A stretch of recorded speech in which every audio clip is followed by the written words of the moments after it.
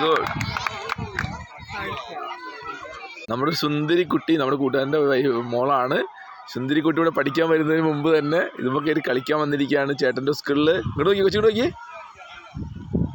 ആദാമോൾ ഇങ്ങോട്ട് നോക്കി. അതേ നമ്മുടെ ആദാമോളിവിടെ ടയറിൻ്റെ മുകളിലാണ് കളിക്കുന്നത്. പിള്ളേർക്ക് കളിക്കാനുള്ള ഓരോ കാര്യങ്ങളാണ് ഇവിടെ.